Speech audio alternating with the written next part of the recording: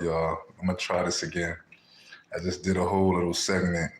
I had to stop at first because I had a phone call and I actually ended up pausing this joint for a little bit.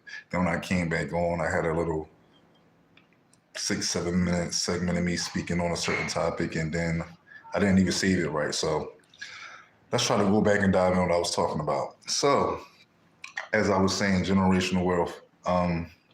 We need to take more ownership for ourselves. Um, and our families and our youth and have them under a certain umbrella and get them right. You feel me?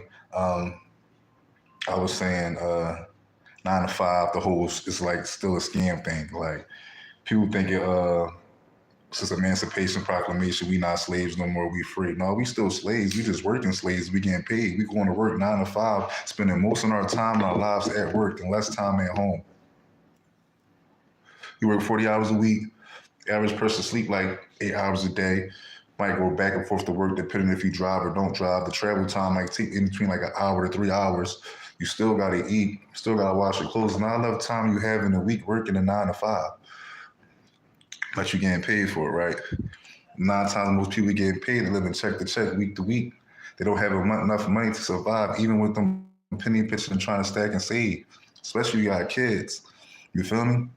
So that's what I'm saying. Like the whole job thing, I'm not knocking it, but it's a scam. You feel me? Um, you work 40 years of your life for 40 hours a week just to retire with like 40% of the pension you was already making. And then they put you on CSI, Social Security, and all that cool shit. And that's still probably damn near not enough to help you survive and live correctly. That's why some people just work until they die. Like they can't stop working.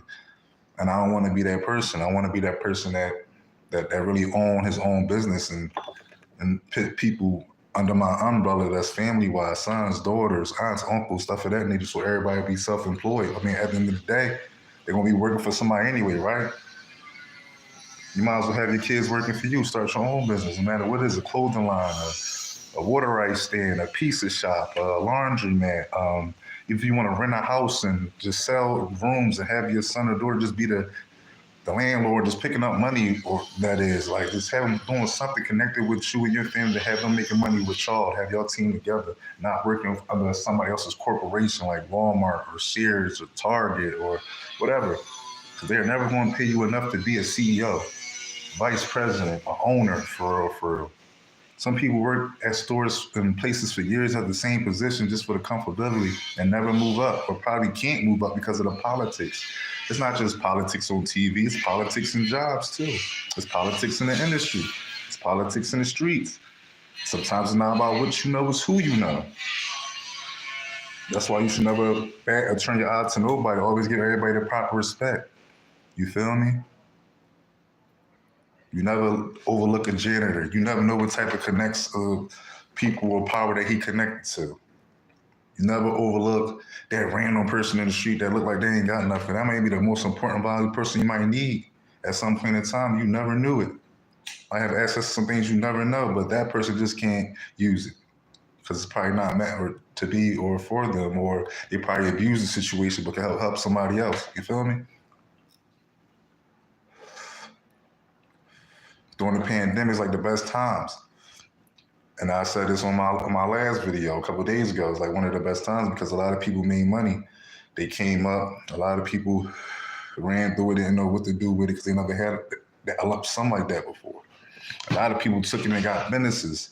Their lives has totally changed. They're 100,000-aires, close to millionaires. If not, a lot of people were made millionaires. You feel me? That was the time of a lot of people jumped on crypto and start buying like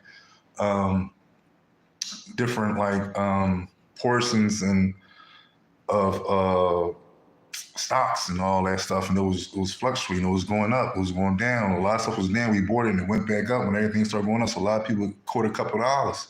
You feel me? That was the best advantage we had. Because without that, a lot of us will be even worse than where we are now, especially with the price of food rising the way it is. Soon we're gonna be out here purging for food, robbing people for food. It's not gonna be about money. It's gonna be for food. Why y'all think they raising all the minimum wage jobs? I work at a job now. When I first started in 2010, I was making $8.50. The same job I was doing then that I'm doing now, Matter of fact, after that, they gave me a raise for like $1. I became a manager.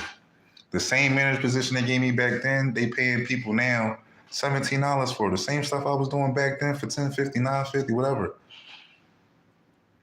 It's crazy. So if the money's going up, you see the food going up, houses going up, price of living going up.